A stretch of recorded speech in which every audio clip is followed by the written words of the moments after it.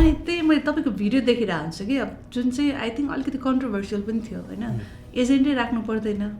तपाईँले चाहिँ आफ्नो घर आफै बेच्न सक्नुहुन्छ भनेर तपाईँले जुन भनिराख्नु भएको छ, यो तपाईँको पहिला पनि भन्नुभएको थियो होइन। अनि तपाईँले त्यहाँबाट चाहिँ आफ्नो लिड कन्भर्ट गरेर तपाईँले सेलर्स एकदमै राम्रो सक्सेसफुल एउटा ट्रान्ज्याक्सन पनि गर्नुभएको छ होइन। त्यसको पनि एक्सपिरियन्स हामीलाई अलिकति बुझाइदिनुहुन्छ, यो प्रोसेस के हो, अनि तपाईँले त्यहाँबाट लिएर आएको लिड जुन एउटा सेलर हुनुहुन्थ्यो होइन, दुईवटा, अझ एउटा पनि नभनौँ होइन, दुईवटा सेलिङ साइटको चाहिँ कस्तो थियो प्रोसेस, कसरी तपाईँले सेलरलाई भेट्दा कस्तो थियो, अनि प्रोसेस के भयो, अनि सक्सेसफुल त्यसको एउटा स्टोरी तपाईँले राम्रो अमाउन्टमा राम्रो प्राइसमा बेच्दिनु पनि भयो होइन, के थियो एउटा यसो एक्सप्लेन गरिदिनुहुन्छ त्यो विषयमा। अब त्यसको चाहिँ मैले सुरुमा स्टार्टिङ अब भिडियो बनाउँदाखेरि चाहिँ मैले जुन सेलरले चाहिँ आफ्नो घर आफै आफ्नो प्रपर्टी आफै बेच्न सक्नुहुन्छ भनेर बनाएको थिएँ होइन। अब त्यो भनेको चाहिँ त्यो चाहिँ इट्स जस्ट फ्याक्ट्स होइन, बेच्नु मिलिहाल्छ होइन। त्यो चाहिँ सबैलाई कन्फ्युज लाग्छ कि तपाईँ आफै एजेन्ट हो होइन, तर एजेन्ट भए पनि हजुरको हामी एज अ एजेन्ट भनेको त हजुरको क्लाइन्टहरूलाई चाहिँ हाम्रो कम्युनिटीमा अब हामीले सर्भ गरिरहेछौँ भने सेलरलाई चाहिँ सबै इन्फर्मेसन होस्, आफैले बेच्नु मन छ भने पनि बेच्नुहोस् होइन। अब यदि हामीसँग काम गर्नुभयो भने बल्ल त्यहाँनिर चाहिँ अब कमिसनको कुरा आउँछ होइन, अरू कुराहरू आउँछ। तर अब कति मान्छेहरूलाई चाहिँ अब थाहै हुँदैन, कति प्रपर्टीहरू आफैले बेच्नु पनि सकिएला होइन राम्रो प्राइसमा, अरू अब नर्मली एजेन्टले जे गरिरहेछ त्यो नै गरेर आफैले बेच्नु पनि सक्नुहुन्छ होला। त्यसमा चाहिँ अब हजुरको $10-20,000 त सेभ भयो नि त क्लाइन्टको होइन। अब त्यति बेला अब मेरो क्लाइन्ट नै नभयो भने होइन, जे भए एउटा आफ्नो कम्युनिटीको मान्छेको अलिकति पैसा सेभ भयो त्यहाँनिर होइन, with the same amount of service, like same amount of service they are getting from a different agent होइन। सो अब त्यो कारणले चाहिँ मैले खास अब त्यसरी चाहिँ हालेको त्यो भिडियो। अब त्यहाँबाट अब कसरी चाहिँ बेच्ने भनेर मलाई अब रिच आउट गर्नुभयो होइन दुईजना दाइहरूले। उहाँहरूको चाहिँ दुवैजनाको चाहिँ प्रपर्टी बिक्री भइरहेको थिएन, अनि अब उहाँहरूलाई पनि त्यो रियलाइज भयो होला अब यसरी लाइक प्रपर्टी नै अब बेच्नै सकिरहेको छैन मेरो एजेन्टले भनेपछि like maybe I should try it on my own होइन, बेकार पैसा किन तिरिराख्नु होइन एजेन्टलाई। सो त्यो भएको भएर उहाँले रिच आउट गर्नुभयो, अनि मैले उहाँहरूलाई अप्सन दिएँ होइन, आफैले गर्नु पनि मिल्छ यसरी चाहिँ। हामीसँग मैले अब लाइक प्लेटफर्मको कुरा गरिरहेको छु होइन लास्ट भिडियोमा। सो अब हामीसँग भएको प्लेटफर्म युज गरेरै सबै कुरा ट्र्याक डाउन गरेर आफूले नै बेच्न पनि सकियो। अनि दाइहरूलाई चाहिँ अनि मैले आफ्नो पोर्टफोलियो देखाएँ होइन, आफ्नो पहिला के गरेको छ होइन, के लाइक कसरी हाम्रो प्रपर्टीहरू बेचिरहेछौँ, र सेलरको साइडमा चाहिँ I mean pretty much I think all of the properties नै होला ओभर द लिस्टिङ प्राइस होइन गएको। सो त्यो देखेपछि उहाँहरूले चाहिँ ओके होइन अब भाइ तिमीले नै गर्छौ जस्तो राम्रै, तिमी नै गर भनेर होइन। उहाँले अर्को एजेन्टसँग चाहिँ जतिमा चाहिँ जति कमिसनमा चाहिँ फाइनलाइज हुनुभएको थियो, कन्ट्र्याक्ट साइन गर्नुभएको थियो, त्योभन्दा डबल कमिसनमा चाहिँ मसँग आउनुभयो क्या होइन। सो अनि उहाँ आएपछि एकजना दाइको प्रपर्टी चाहिँ it was in the market for I think like 37 days जस्तो थियो होला मार्केटमा। अनि 37 days मार्केटमा भएपछि हामी गएर त्यो प्रपर्टी हेऱ्यौँ होइन। अनि त्यो प्रपर्टीमा चाहिँ एकदम माइनर कुराहरू मेन्टेनेन्सको कुराहरू थियो कि। सो प्रपर्टीको प्रेजेन्टेसन चाहिँ एकदम खत्तमै थियो त्यो। मैले नि मेरो बाहिर लगेर देखाएको प्रपर्टी हो कि त्यो पहिला अर्को एजेन्ट लिस्ट गर्दाखेरि। सो त्यति बेला चाहिँ अब मेरो बाहिरले मनै पराउनु भएन क्या। अब जाँदाखेरि अगाडि तपाईँको मेन डोरमै अब like there is a huge bag of trash होइन, अनि एम्टी बोतलहरू सबै किचनमा, अनि त्यो सबैले गर्दाखेरि I think he didn't get any buyers, अनि एकदम लो बलर्सहरू आइरहेको थियो होइन। सो अनि हामीले चाहिँ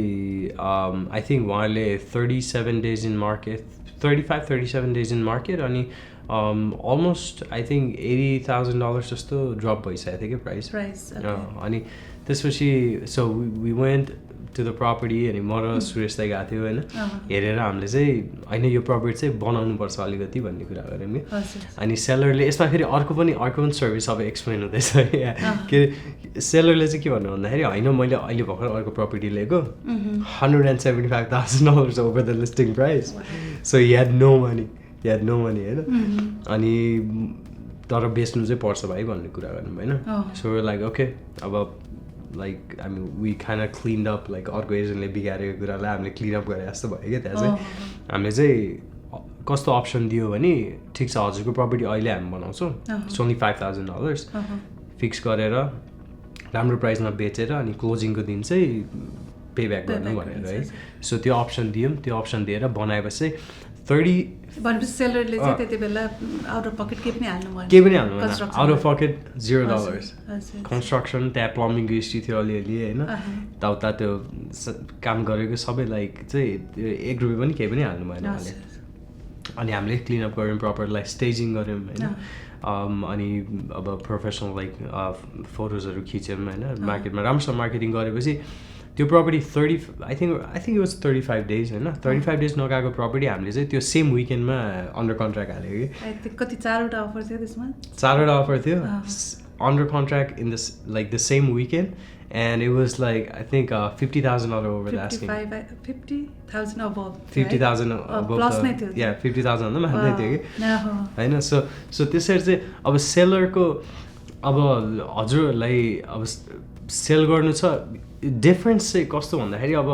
एजेन्टलाई तपाईँले कमिसन दिएर मार्केटमा त्यति घर बसिरहेछ तपाईँको मार्केटको तपाईँको घरको भ्यालु घटी मात्रै रहेछ कि त्यहाँ होइन त्यो कोही पनि आइरहेको छैन हेरेको पनि छैन अब it's been in the market for like a month होइन मान्छे त्यो भनेको लामो भयो तपाईँको एउटा विकेन्ड पास हुने बित्तिकै घटि नै हाल्छ होइन अनि प्राइस ड्रप भइहाल्छ अनि त्यही अब त्यो गर्न साटो चाहिँ अब त्यही भएर पनि एजेन्ट म्याटर्स होइन त्यो गरेर त्यसरी एजेन्टले लिस्ट गरेर तपाईँको प्रपर्टीलाई मतलबै नगरेर होइन त्यत्तिकै बिजोग छोडिदिनु भन्दा बरु आफैले बेच्नुहोस् मसँग पनि बेच्नु पर्दैन होइन मसँग मैले प्लेटफर्म छ टुल छ दिन्छु भनेर बनाइरहेको छु नि त भिडियोज होइन सो त्यो चाहिँ हाम्रो कम्युनिटीको लागि एकदम लाइक त्यो एउटा एकदम एक्सक्लुसिभ टुल जस्तो मात्र हो क्या त्यो जस्ट कतै गएर तपाईँको प्रपर्टी त्यत्तिकै स्टक भएर होइन हजुरलाई गाह्रो हुनभन्दा बरु at least do something about it भनेर मात्र त्यो प्लेटफर्म चाहिँ हामीले प्रोभाइड गर्न खोजेको होइन तर अब त्यसमा पनि हजुरले होइन म चाहिँ गर्न म आई डोन्ट नो लाइक के गर्ने होइन म कन्फ्युज हुन्छु अब होइन अब तपाईँ नै गरिदिनु भन्नुभयो भने चाहिँ अब फेरि we can move forward and do it for you too. हाम्रो एभरेज भनेको नै हामीले लाइक 3-4 डेज मा अन्डर कन्ट्र्याक्ट गरिरहेको छौँ होइन pretty much like every single property. So अब त्यसरी अलिकति क्विक ट्रान्ज्याक्सन चाहिएको छ भने चाहिँ राम्रो प्राइसमा होइन बेटर प्राइसमा स्टेजिङ इन्क्लुडेड फोटोजहरू होइन सबै कुरा इन्क्लुडेड हो भने चाहिँ अब त्यही अनुसारको अब